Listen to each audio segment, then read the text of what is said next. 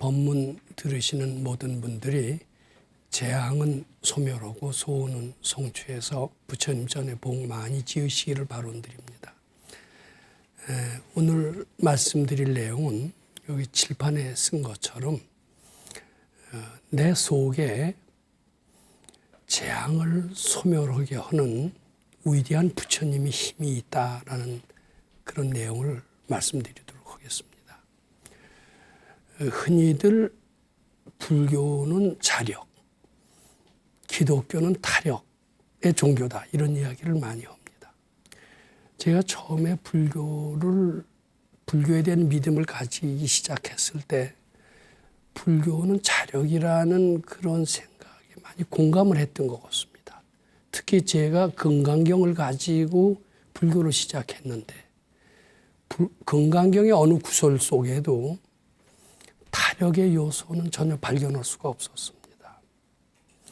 제 속의 모든 번뇌망상을 무여열반해서 멸도를 한다라면은 무량무변 공덕을 얻을 것이다라는 것은 자력불교의 특성을 나타낸 그런 구절이다 이렇게 생각을 했었습니다. 저는 학생 때 불교를 만났고 학생답게 젊은이답게 타력에 의존하는 불교를 공부하지 않았던 것 같습니다. 저는 금강경을 많이 읽으면서 스스로 밝아지려고 노력을 했던 것 같습니다. 근데 지난 시간에도 말씀드렸던 것처럼 어느덧 저는 못하는 일이 차츰 많아지기 시작을 했습니다. 제 마음속에서 올라오는 번뇌망상을 일부분에 있어서는 통제할 수가 있었습니다마는 상당히 다양한 이런 부분, 특히 이런 성적 문제 같은 것은 이것이 본능이고 천성이 돼서 제가 거기를 어떻게 컨트롤한다는 것은 거의 불가능하다라고 생각을 했고 그것을 스스로 한번 컨트롤하려고 그러다가 완전히 실패하고 KO를 당하고 항복을 했던 것 같습니다. 저는 그 뒤로 자력불교라고는 하지만 내 속에 이런 내 마음속의 난제나 번뇌망상을 다룰 수 있을까? 거기에 대해서 의심이 들었고 그 뒤로는 아미타불이나 관세음보살을 푸는 쪽으로 불교의 신행의 방향을 돌렸던 것 같습니다. 그 뒤로 저는 그 대승경절 중에서 보살의 소원이 담긴 그런 경전의 이야기를 많이 들었습니다. 특히 화엄경도 한때 공부한 적이 있었는데 그 경전을 보면은 수많은 보살들이 등장하고 보살들마다 독특한 하나의 소원이 있었습니다. 그 소원이 다 이루어지는 순간 그 보살은 보살에서 부처로 바뀌는 겁니다. 근데 그 보살의 소원은 타력을 나타낸다. 즉 중생의 제도의 힘을 발휘한다. 이렇게 보여줬습니다. 그래서 관세음보살이라거나 지장보살, 문수보살, 보현보살 이와 같은 큰 보살님의 명호를 지극히 부른다면은 그 큰 보살들의 원력의 힘에 의해서 나도 같이 구제가 된다. 이런 생각을 어느덧 저는 하게 됐습니다. 저는 어느덧 자력의 불교에서 타력의 불교로 저의 신앙생활은 탈바꿈하게 됐습니다. 저는 어려운 일이 있을 때마다 큰 보살 마살의 가피력에 의존하는 그런 사람이 되려고 했었습니다. 그리고 그 관세음보살을 정성껏 부르면은 어쩐지 각종 난제들이 해결되는 듯도 싶었던 것 같습니다. 그런데 한편으로는 그 당시에 1965년도로 기억됩니다마는 정신력의 기적이라는 책이 세상에 나왔었습니다. 물론 미국인 목사가 썼는데 미국인 목사 단 카스터라고 했고 그때만 하더라도 몇십 쇄가 출판이 돼서 전 세계적으로 상당히 베스트셀러에 올랐던 책이었습니다. 그 책의 내용을 가만히 들여다보면은 각종 재앙을 소멸하고 소원을 일으키게 하는 그 원동력이 어떤 타력의 신이 아니었습니다. 자기 마음 먹은 대로 이루어진다라는 내용이 그 정신력의 기적에 담겨 있었습니다. 저는 갈등을 하기 시작을 했습니다. 재앙을 소멸하고 소원을 일으키게 하는 것이 보살의 소원력이냐, 또는 내 마음을 가짐에 따라서 재앙도 소멸되고 소원도 성취될 수가 있는 것이냐, 이런 생각을 갈등을 했습니다. 근데 그때 그러면서 그 정신력에 나오는 그 내용을 부분적으로 실천해 봤습니다. 그랬더니 부분적으로 통했습니다. 이것도 통하는데 이것을 끝까지 밀고 나가기에는 나한테는 너무나 난제가 많았던 겁니다. 과연 소원을 이루는 그 원동력은 무엇인가? 제 마음속에서 갈등을 하게 됐었습니다. 저 그러다가 이렇게 도인 밑으로 출가를 하게 되면서 이제 확실하게 제 마음속에서 재앙을 소멸하고 소원을 일으키는 그 동력은 외부의 관세음보살, 외부의 지장보살, 아미타불이 아니라 내 속에 있는 부처님의 힘, 참나의 힘이 재앙을 소멸하고 소원을 성취하는 그 근원임을 알게 됐고, 오늘은 그런 이야기를 가지고 한번 말씀드려 보도록 하겠습니다. 그 얘기를 잘 듣고 내 속에 부처님을 찾아서 각종 난제를 풀고 재앙을 소멸하고 소원을 이룩해서 행복한 삶을 사는 것은 매우 필요하다라고 이렇게 생각을 합니다. 제가 군대에 있을 당시에 백 박사님이라고 하는 분이 동국대학교에서 은퇴하시고 경기도 부천시 소사동에서 법당을 차려놓고 사람들을 만나준다라는 그런 말씀을 들은 뒤에, 그게 이제 1966년도입니다. 제가 4월에 백 박사님을 찾아뵌 적이 있었습니다. 근데 참 말씀 들은 첫 번부터 매우 시원한 것이 그분 가르침의 특징이었습니다. 무엇 때문에 이렇게 시원했을까? 이제 그분은 그 말씀의 본문에 몇 가지 특징이 있습니다. 무엇 때문에 이렇게 된다. 무엇 때문이라는 단어를 이렇게 안 씁니다. 또 나라는 단어도 일체 안 씁니다. 그리고 바로 현실적인 문제만 집중적으로 얘기합니다. 부처님의 가르침이 이러하니까 이렇게 해야 된다. 어떤 가르침을 인용해서 얘기를 하지 않습니다. 그 가르침을 당신께서 실현해서 당신의 체험을 그대로 얘기하실지언정 그 가르침을 그대로 전달을 하는 그런 형태를 아예 취하지 않았습니다. 그런 난제를 질문했을 때 경전의 말씀에 의하면 이렇게 해답이 나오더라, 이렇게 하면은 그 난제 해결 방법이 정말 진짜인지 아닌지 우리 실감이 안 나요. 정말 당신이 해봤어? 해보고 한 소리요? 우리 이렇게 답답한 느낌을 듭니다. 근데 그분은 경전을 통해서 부처님께서 이렇게 얘기하셨으니까 그대로 해라가 아닙니다.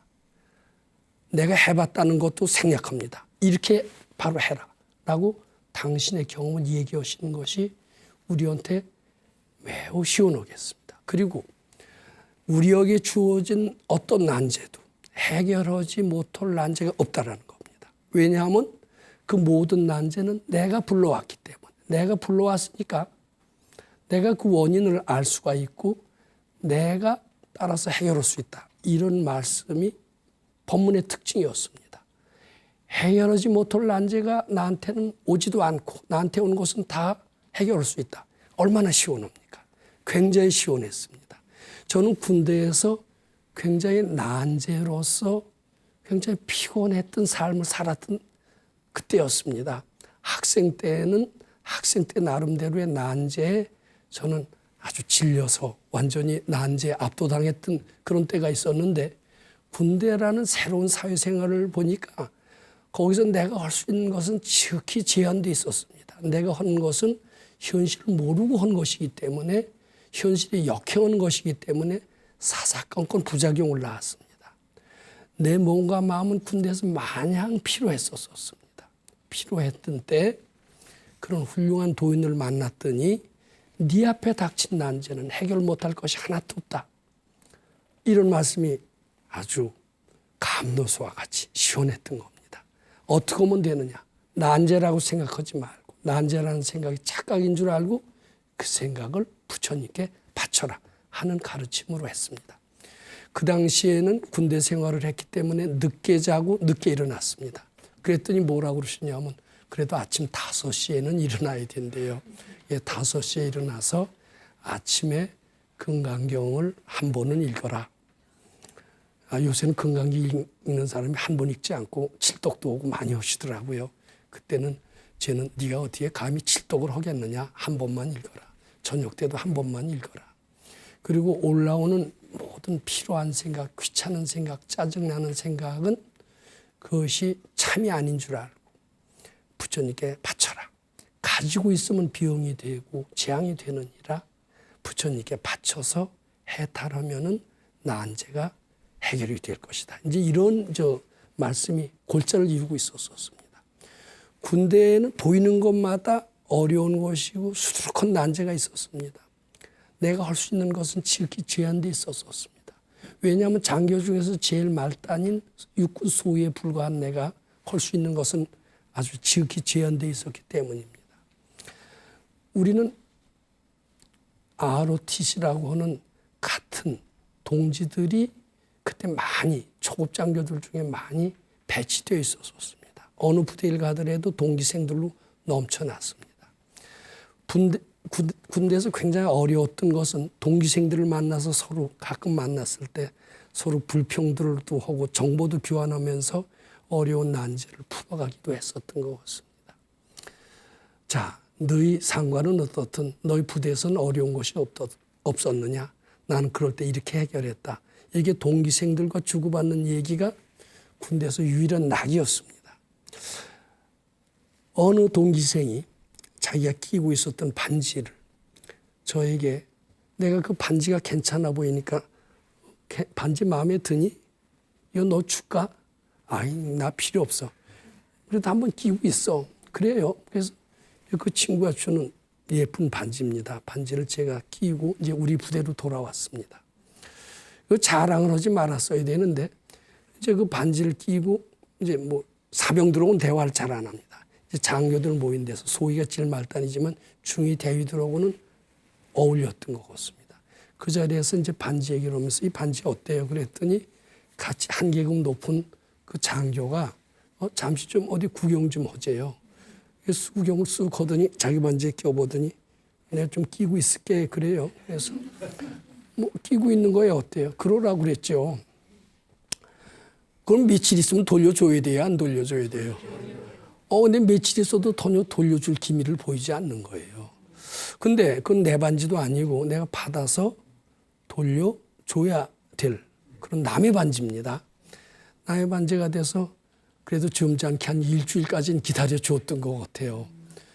근데 전혀 돌려줄 것 같지 않아서 드디어 좀 조심조심했죠. 왜냐하면 계급이 하나 높으니까 군대에서는 한 계급 높아도 무섭습니다. 그래서 돌려달라고 그랬더니 또 싱글싱글 웃으면서 안 돌려줘요. 좀 화라도 내면 싸움이라도 올 텐데 웃으면서 피해가는 거예요. 더 달라고 할 마음이 안 나오더라고요. 달라고 한다고 줄 것 같지도 않아요. 그럼 어떻게 해야 됩니까? 제가 이런 건 어떻게 좀 별로다가 또 달라고 그러든지 이래야 될 텐데 참 그때는 우리 백 선생님 동국대학교에서 하신 도인 같으신 분이니까 그분한테 여쭈면은 돌려받는 묘한 방법을 얻을 수 있을 것이다. 이런 어떻게 보면 이제 좀 어린애 같은 생각을 하고 제가 토요일마다 그분을 찾아뵙기 때문에 그 주 토요일 날 가서 선생님께 우리 바로 한 계급 우인 상사가 반지를 잠시 끼고 있다 이렇게 얘기를 하더니 그것을 잠시 끼고 있는데 통 돌려줄 생각을 안 합니다. 근데 그걸 돌려달라고 해야 되겠죠. 이게 돌려달라고 하는 게 세상식의 상식 아닙니까? 그리고 안 돌려주면 싸우든가 싸워서 뺐든가 안 되면 어때요? 내용 증명 보내죠. 그리고 소송으로 들어가고 이렇습니다. 근데 뭐 내용 증명이라는 거 할 수가 없죠. 군대에서 소송도 안 되고 달라고 그러기엔 역부족이고 그냥 뺏기자니 좀 억울하고. 그래서 여쭸더니 그때 참 그 대답이 그래요. 상당히 비현실적으로 들리는데 그 달라고 하지 마라. 달라고 하는 생각을 부처님께 바치래요. 그리고 안 준다는 생각도 또 부처님께 바쳐라. 이제 그렇게 대답을 하세요. 그게 그 대답이 시원할까요? 네, 여기 뭐 잘 안 찰까요? 네, 표준에 안 차죠. 아, 그러면 그렇게 하면 안 준다는 생각을 바치면 그게 가져옵니까? 이렇게 여쭐 수밖에 없죠. 근데 이제 그 제가 이렇게 질문한 것은 이 마음의 힘이 얼마나 크다는 것을 몰랐을 때입니다. 내 무심의 힘, 즉 마음의 힘 중에서도 마음을 비웠을 때 그 비운 마음이 얼마나 큰 위력을 발휘했는가. 무심이라는 것은 내 속에 있는 부처님의 힘이나 똑같습니다. 무심의 힘이라는 것은. 근데 무심이 된다는 것은 아주 쉬운 일이 아닙니다. 수도를 많이 한 사람은 쉽게 무심의 경지에 들어갈 수 있지만은 수도를 해본 경험이 없는 사람은 무심의 경지에 들어가려고 해도요, 못 들어가요, 도저히. 하는 방법도 모르고 이게 잘 안 됩니다. 근데 만일 용케 무심의 경지에만 들어가면 그것은 부처님의 능력이 내 몸에 임하신 것이나 마찬가지입니다. 그것은 불가능이 없다. 이렇게 되는 겁니다. 근데 그때는 그것을 알 턱이 없는 내가 그 생각을, 그이가 안 돌려준다는 그런 생각, 그이는 무도한 사람이다. 깍쟁이다. 그러니까 내 반지를 안 돌려줄 것이다. 이런 불안한 생각을 바쳤을 때 과연 그 반지를 돌려주겠습니까? 이런 질문을 하게 된 겁니다. 근데 도인은 무심의 힘을 잘 아시기 때문에 네가 그이가 반지를 안 돌려준 생각이 네 마음속에서 사라지기만 한다라면은 그이는 정신없이 그 반지를 가지고 너한테 달려올 것이다. 이렇게 얘기를 하세요. 그러니 그 말씀을 믿을 수밖에 없었죠. 이제 그 뒤로는 이제 달라고 안 하는 겁니다. 달라고 하고 싶은 생각이 자꾸 나죠. 나지만 그 생각을 자꾸 바쳐요.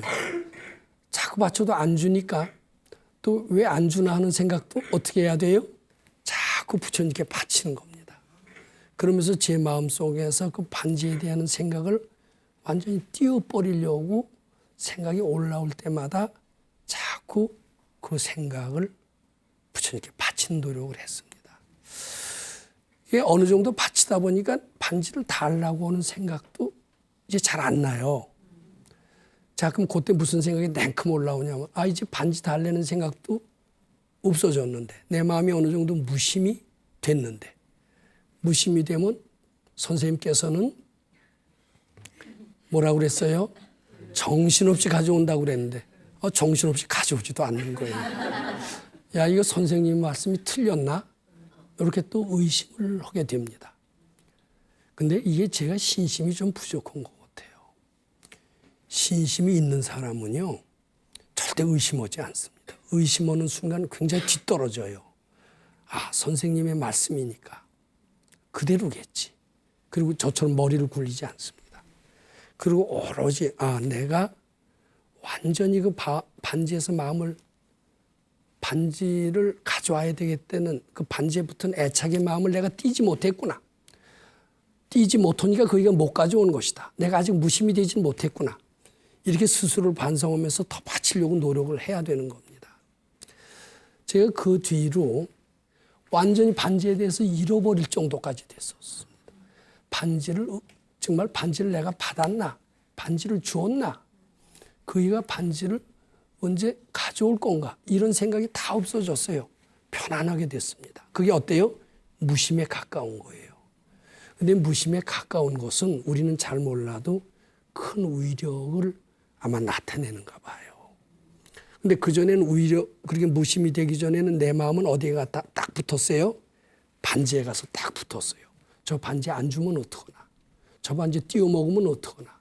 임자한테 되돌려 주지 못하니까 나는 임자한테 나쁜 소리를 듣게 되지 않겠느냐? 이게 뭐예요? 내 마음을 반지에다 딱 붙였어요.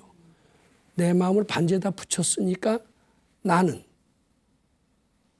반지에 붙은 것만큼 무심에서는 멀어졌죠.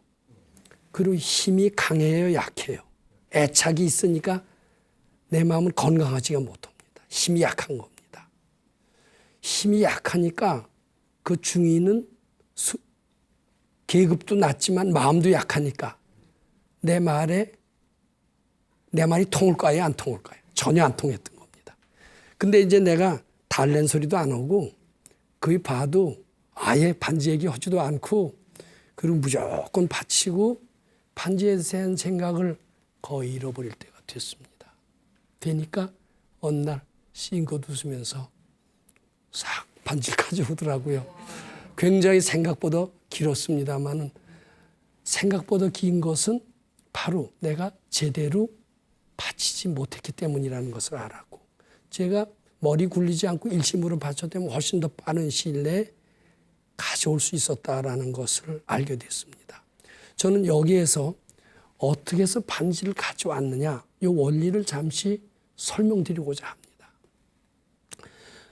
내가 반지에 대한 애착이 있는 한, 저 반지는 잃어버리면 안 된다. 저 반지는 남한테 가서도 안 된다. 임자한테 돌려줘야 된다. 이게 반지에 대한 애착심입니다.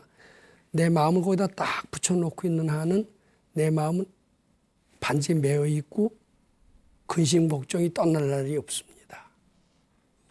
근심 걱정이 떠난 날이 없다는 것은 우리는 잘 몰라요. 근심 걱정 속에 쌓인 마음은 얼마나 건강한 마음인지 불건강한 마음인지 모릅니다. 근데 발근이가 볼 때는 이렇게 봐요. 제가 반지에다 마음을 붙여놨기 때문에 못 받는구나. 저 마음만 띄기만 하면 마음이 씩씩하고 건강해져서 씩씩하고 건강한 마음이 바로 반지를 불러오는 위대한 능력이 있는데 내 속에 참나는 전지전능한 부처님과 똑같은 위력이 있는데 왜 그 위력을 발휘해서 반지를 찾을 그런 생각을 못하고 반지 잃어버릴까 봐 반지에다가 마음을 쫙 붙여놓고 전전긍긍하고 있을까. 발근이는 그렇게 보고 안타까워했었을 것 같아요. 뒤늦게 보니까. 근데 뒤늦게라도 제가 부지런히 받쳐서 반지를 받나 안 받나 하니까 그게 되돌아왔던 것 같습니다. 이제는 불교는 내 속에 위대한 부처님의 힘으로써 이루지 못한 일도 없겠구나. 이런 느낌이 하나하나 들기 시작을 했습니다. 그때는 우리 금강경 가르침을 처음으로 응용한 저 신례가 되겠습니다. 또 하나의 신례를 말씀드리면은 이 금강경 가르침으로써 재앙도 소멸하고 소원도 성취가 되고 참 좋네. 내 마음속에 부처님의 위력을 마냥 활용해보자. 이런 아주 반가운 그런 마음이 드실 거다. 이렇게 생각을 해봅니다. 이제 두 번째 얘기도 역시 군대에 있을 때의 이야기입니다. 저희는 제가 학군 3기라고 말씀을 드렸습니다. 제가 학군을 지원한 이유는 여러 가지가 있습니다만은 우선 장교로서 복무함으로써 리더십을 배울 수 있다는 것이 참 좋았고 두 번째는 장교로서 복무하기 때문에 봉급을 탈 수 있었다는 것이 좋았고 그때 사병으로 군대를 갔으면 30개월인가 또 32개월인가 상당히 긴 기간을 복무했는데 비해서 이 장교는 딱 24개월만 하면 됐습니다. 그 대신 육군 소위로 임관을 해서 육군 소위로 제대를 하는 겁니다. 이 24개월 중에서 21개월을 지났습니다. 근데 처음에 몇 개월은 참 고역이었어요. 처음에 1년은 아주 힘들었습니다. 근데 나머지는 제가 이 도인을 만나서 건강경 가르침을 서서히 실천하고 난 뒤부터는 군대 생활은 지옥의 군대 생활에서 차츰차츰 아주 청량의 군대 생활 그리고 편안한 군대 생활로 바뀌기 시작을 했습니다. 제가 조금 전에 말씀드린 반지를 되돌려 볼 수 있는 내 속에 부처님의 힘도 발견하게 되면서 차츰차츰 이 금강경 공부에 대한 재미도 붙이게 됐던 겁니다. 그리고 주위가 편안해지고 제대를 3개월 두고 이제 남았습니다. 3개월 남겼습니다. 저는 이제 갈 자리가 결정이 됐습니다. 난 3개월 후에는 그 도인을 만나서 건강경공보러 갈 것이다. 자, 이제 갈 자리까지 딱 정해졌으니까 군대 생활은 제대 말년의 장묘를 누가 건드리겠느냐. 나의 앞길은 탄탄대로만 남았을 것이다. 이렇게 생각을 했던 겁니다. 자, 이게 항상 탄탄대로만 남았다. 이만하면 됐다라는 생각 아예 하시지 마세요. 그렇게 하는 순간은 항상 무서운 함정이 바로 옆에 도사리고 있다는 것을 우리가 알아야 됩니다. 그 자만의 마음이죠. 이만하면 됐다 하는 말은 나 혼자만 생각했던 건데 이게 전 우주를 다 퍼져 들어가서 바로 누구한테 전달이 되느냐. 나한테 가장 가까이 있는 사람한테 전달이 되었던 것 같습니다. 바로 나의 직속 상관인 중대장이었습니다. 이제 중대장은 걱정을 하기 시작을 했어요. 쟤네들이 이제 쟤는 3개월이면은 이 제대를 하게 된다. 지금 딱 잡아놓지 않으면 남아 3개월 동안은 도저히 내가 다룰 수가 없을 것이다. 제대하기 3개월 전에 내가 한번 딱 잡은 뒤에 나머지 3개월을 편안하게 지내리라. 이 군대 지휘관들 중에는 이런 부하를 다루는 여러 가지 노하우가 있어요. 그래서 특히 쥐었다 풀었다, 쥐었다 풀었다. 이게 하는 것이 그 FM이라고 합니다. 교범에 그대로 나와 있어요. 그러니까 나 같은 사람도 비록 별 말썽은 없었지만 제대를 상겨놓고 3개월 남겨놨으니까 마냥 풀었다가는 상당히 아마 힘들다라고 생각을 아마 한 것 같아요. 그래서 좀 하루 이틀 호되게 좀 들들 볶고 기선을 딱 지어보고 난 뒤에 나머지 3개월은 편안히 자기가 마음대로 할 수 있겠다. 뭐 이런 생각을 했나 봐요. 갑자기 느닷없이 딱 부르더니 내일 주번사관 교대를 소위 임관, 초창기, 신입장교 때처럼 똑같이 하시오. 이제 그게 뭐냐면 이제 바로 중대장이지만은 이제 군대에서 오래 하면은 소위나 대위나 비슷비슷해집니다. 그 앞에서 딱 부동자세 하면서 신고합니다.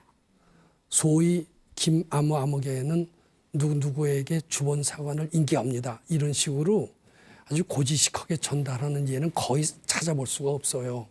근데 이제 이 사람은 나를 잡으려고 하는 겁니다. 잡으려고 하는 거니까 초창기 때처럼 똑같이 원리 원칙하에서 신고 주번사관을 인계해라. 이렇게 하는 거예요. 24개월 중에서 21개월을 지나고 이만하면 되었다라고 하는 생각에 안도의 한숨을, 회심의 마음을 내고 있을 때 이게 웬 날벼락인가 이랬습니다. 근데 이제 이것을 잘 봐주기 바랍니다. 여기 이제 가정을 가지신 분도 있고 그렇지 않은 분들도 있겠지만 가정이라는 데가 어떤 데냐면 서로 업보끼리 만나는 데입니다. 서로 도와주고 따뜻하고 일체 나쁜 생각을 안 하는 사람들이 모인 집단 같죠? 안 그렇던데요. 부부간에도 서로 기회를 호시탐탐 노리면서 기선을 제압하려고 그러는 것 같고요. 심지어는 부자지간도 그러는 것 같고요. 형제지간도 그러는 것 같아요. 동물 세계는 더 말할 것도 없습니다. 그러니까 이게 서로 친한 사람의 모임, 즉 업보들의 모임이라고 불교에서는 얘기하는데 업보들의 모임은 항상 기선을 제압하는 이런 특성이 있는 것 같습니다. 그런 것들이 역사적으로는 역정모의로 나타납니다. 노조투쟁으로 나타납니다. 데모해서 반란으로 나타납니다. 직장에서 상사와 부하 간의 갈등으로 나타납니다. 서로 기선을 제압하려고 하는 뜻입니다. 그러니까 기선을 딱 제압하려고 하는 거예요. 그러니까 내가 이만하면 되었다라는 생각은 가장 빠른 속도로 나의 업보인 중대장한테 전달이 됩니다. 근데 여기에서도 이만하면 되었다라고 그러면 누가 제일 먼저 하느냐면 남자라면 부인이 제일 먼저 합니다. 부인이라면 남자가 제일 먼저 알아요. 목소리만 들어도 알아요. 눈빛만 봐도 압니다. 업보는 호시탐탐 기회를 노리고 있다가 기선을 제압하려고 하는 것이 특징이다 이렇게 봐야 됩니다. 이제 그네들도 서로 잘 닦으면은 기선을 잡아서 지배하려는 마음을 버리죠. 근데 그이는 그렇게 신고하라고 하는데 아주 속에서 역겨운 마음이 탁 들었습니다. 그때 신고를 했었다면은 그 며칠 뒤는 더 가속해서 초급장교처럼 더 들들 볶았을 겁니다. 그때 티나 지금 티나 언젠가 저는 한번 이 사람하고 일전을 해야 될 판인지도 모릅니다. 그때가 마침 토요일이었습니다. 장교들은 결근을 가끔 합니다. 아프면. 왜냐하면 직업군인은 사병하고 틀리기 때문에 사병이 하루 무단 결근을 하면 탈령으로 해서 그것은 범죄가 됩니다만 장교는 하루쯤 빠질 수도 있어요. 저는 곧잘 빠진 적이 있었습니다. 근데 너무 바로 초급 장교처럼 그렇게 시키기 때문에 너무 불쾌하고 역겨워서 견딜 수가 없었던 거예요. 그래서 그 분노를 참을 수가 없어서 아니 이렇게 대접하는 게 어디 있느냐. 내가 이 사람 하는데 얼마나 협조를 해줬는데 막판에 제대 말년에 초급 장교한테도 그런 걸 잘 안 시키는데 그렇게 시키다니 말이 되느냐. 이래 갖고서는 어디로 갔느냐 하면은 바로 그때 제대하고 나서 수도를 하겠다. 이렇게 제가 정했고 수도의 선생님 바로 동국대학교 총재인 백 박사님을 제가 찾아서 소사로 갔었습니다. 근데 소사로 가기 전에 바로 밑에 내가 데리고 있던 그 부하를 만났습니다. 그 부하는 날더러 부관이라고 부르는 겁니다. 부관님, 걱정입니다. 왜 걱정이냐 그랬더니 부관님이 출근하지 않은 사실을 중대장님이 아신 뒤에 중대장님의 노여움은 하늘을 찌르듯 무서웠습니다. 전 중대원을 집합시키고 난 뒤에 아주 비장의 연설을 하시는 것이었습니다. 이 사람이 앞으로 제대가 얼마 안 남았고 밖으로 사회에 나가서 갈 길이 창창한 사람이지만은 나는 군대 기강을 바로 잡기 위해서 이 사람은 어쩔 수 없이 수소 이탈, 지키는 자리 이탈, 뭐 등등 죄목으로 영창을 보낼 수밖에 없다. 그래 놓고서는 전 중대원들 앞에서 크게 성토를 했습니다. 이 부관님 큰일 났습니다. 이제 그것을 나한테 제가 춘천에서 근무했거든요. 춘천역에서 나한테 그것을 얘기하는 것이면서 걔가 내가 무척 애꼈던 애고 걔가 날 따랐기 때문에 나를 걱정하는 뜻으로 그렇게 얘기를 해줬습니다. 그래 좋다. 뭐 나도 생각이 있다. 그렇지만 나는 오늘 못 들어간다. 내가 내일 어디 좀 다녀와야 되겠다. 그리고서는 다녀오지만은 마음이 편안합니까? 편안하지 않습니까? 생전 그런 일은 처음 당해봤죠. 내가 영창에 가 상상도 할 수 없는 일이었습니다. 자, 이제 우리 선생님께 찾아가서 영창을 보낸다고 지금 난리라는데 이럴 때는 어떻게 해야 되겠습니까? 이렇게 이제 질문을 했습니다. 근데 이제 이것을 꼭 기억을 해 두시기 바랍니다. 아까도 바로 말씀드렸지만은 나에게 닥친 어떤 위기도 내가 해결하지 못할 것은 하나도 없다. 내가 해결하지 못할 위기는 나한테 닥치지 않는다. 그런 얘기를 그때 해 주시지는 않았는지 모르지만 그분의 늘 특징이 그렇습니다. 아무 염려하지 마라. 아무 염려하지 말고 그 중대장 생각이 나면은 이제 그 부처님께 생각이 나면 어떨까요? 아니 제대 말년에 장교를 이렇게 대접하는 데가 어디 있어? 내가 하느라고 다 해줬으면 말년은 편안하게 좀 쉬었다 가셔. 이렇게는 못 해줄지언정 초급 장교처럼 그렇게 모욕을 주는 일을 시키다니 말이 되나? 이런 불만을 자꾸 받쳐라. 이제 이렇게 얘기를 하시는데 잘 안 받쳐지면은 제가 언젠가 이 자리에서도 말씀드렸지만은 안 받쳐질 때 하는 게 있습니다. 잘 안 받쳐지는 수가 많죠. 그러면 거기다 대고 자꾸 미륵존열애부를 해라. 미륵존열애부는 말하자면 부처님의 명호인데 자꾸 미륵존열애부를 하는 것은 부처님께 바치라는 그 뜻이 담겨 있다고 합니다.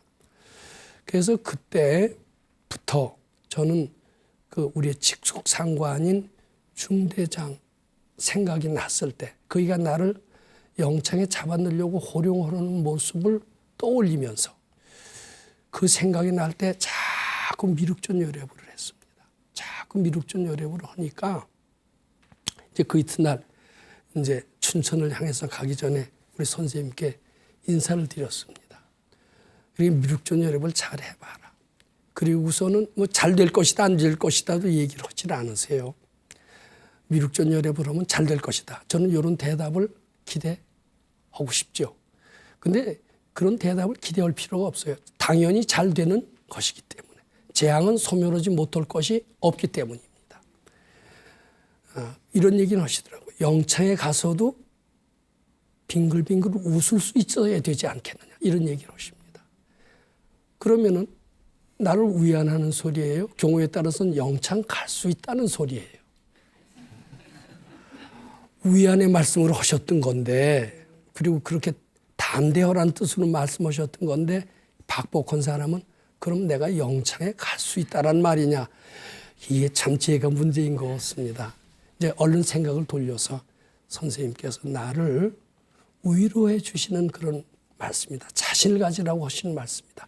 깜빡이라도 두려워하지 않을 그런 마음의 자세를 가져야 그런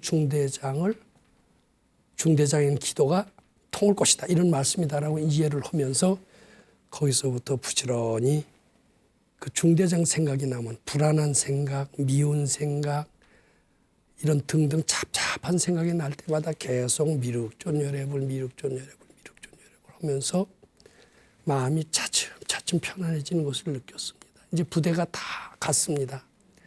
다 갔는데 가기 전에 또 참 그때 부하들이 날 따랐어요. 어떻느냐 그랬더니 걔네들은 아주 겁이 잔뜩 나 있습니다. 또 뭐 한 번 소집하더니 또 한 번 소집하더니 비장의 격의를 다 하더니 이제 들어가면은 뭐 한바탕 헐 거라느니 이런 겁주는 소리를 했습니다. 그때는 나는 이미 마음이 상당히 굳어져 있었습니다. 그때 내가 야 조인트라도 까이면 어떡하나 이런 불안한 생각으로 들어갔다면 아마 제가 일을 성공하지 못했을 텐데 이제는 영창에 가도 내가 태어나면 되는 거지 내가 왜 이렇게 두려워한단 말이냐. 그게 뭐냐면 자꾸 바친 결과입니다. 미륵존하는 결과 영창에 가든 말든 두려워하지 않는다. 조인트를 까면 맞아야 되겠지. 그렇지만 그때 내가 화내거나 미워하지 않겠다.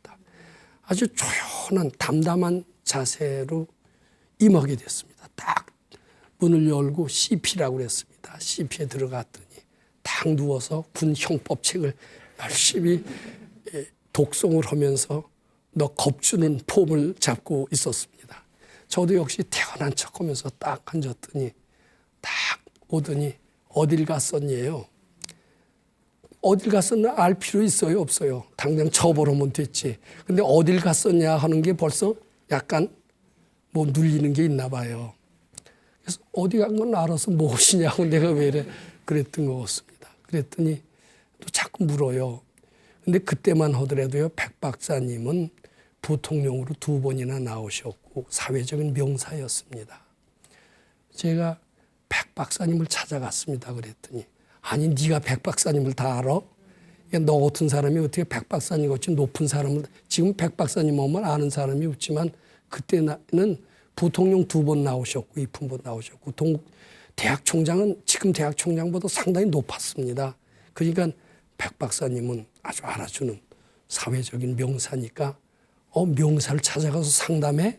내 부하인데 대단하구만.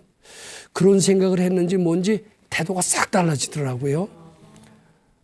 그래서 뭐 얘기했니? 그래서 바로 중대장님 얘기했습니다. 뭐라 그러더니 뭐라 그러냐고 알아서 무엇입니까? 그러는 사이에 다 풀렸어요. 아무 얘기 없어. 그래 내가 위에 사람한테 가서 내가 다 얘기할 테니까 내일부터 안심하고 근무 잘해. 이랬던 겁니다. 자 이제 정리를 한번 해보겠습니다. 왜 중대장이 나한테 그렇게 초급장교처럼 불쾌한 명령을 내렸을까? 그 원인이 다 내가 했던 겁니다. 내가 이만하면 됐다라는 들뜬 마음. 난 3개월 후면 당신 같은 사람의 명령을 듣지 않아도 돼 했던 오만한 마음. 오만한 마음이 그한테 전달됐던 것이 원인이었던 것을 뒤늦게 알았습니다. 끝까지 이 일을 잘 섬기고 가야지 하는 마음이었다면 절대로 그런 일이 생기지 않았었을 것 같습니다. 저는 제대를 몇 개월 안 남겨뒀다는 안도감 때문에 그동안 아지 못하게 두려워했던 중대장을 이제 어느덧 두려워하지 않고 무시할 수 있는 존재로 제 마음이 헷가닥했던 것이 재앙을 불러온 원인이었다는 것을 알게 됐습니다. 또 어떻게 해서 재앙이 소멸되었느냐. 내가 선지식이 시키는 대로 이만하면 되었다라고 하면서 이제는 저희의 그늘에 벗어나서 자유롭게 되겠다라고 하면서 군대만 벗어나면 그 업보도 벗어날 것이다라고 하는 잘못된 생각을 부처님께 바칠 수 있었던 것이, 그리고 참회를 했던 것이, 참회를 해서 그 미안한 마음을 소멸했던 것이 그 재앙의 그늘에서 벗어나게 한 것이다, 이렇게 알게 했고, 재앙의 그늘을 벗어나게 한 것은 그 일을 이만하면 되었다라고 하고 몇 달 후면 그의 그늘에서 벗어날 수 있겠다. 이제 너 같은 사람의 명령은 안 들어도 되겠다라는 이런 오만한 마음이 내 마음속에서 사라지면서 부처님의 힘이 나왔어요. 내 속에. 오만한 마음이 사라진 것만으로는 해결이 되는 게 아닙니다. 오만한 마음을 부처님께 바쳤기 때문에 오만한 마음이 사라지면서 부처님이 임하셨어요. 그 부처님이 재앙을 소멸하는 위력을 발휘했다. 이렇게 제가 알게 됐습니다. 그 뒤로는 각종 어려운 일이 있을 때 그 생각을 부처님께 바치고 잘 안 바쳐지면 미륵전열애를 해서 어렵다는 생각을 소멸시키는데 힘써 해왔습니다. 그런 결과 그 어렵다는 생각이 소멸되면서 부처님이 참나죠. 참나의 모습이 드러나면서 그 참나가 위력을 발휘해서 각종 재앙을 소멸하고 소원을 이룩했다. 이렇게 정리를 했습니다. 제 얘기 속에서 좋은 점을 잘 들으셔서 실천하셔서 행복한 삶을 살게 되시길 바랍니다. 예, 감사합니다.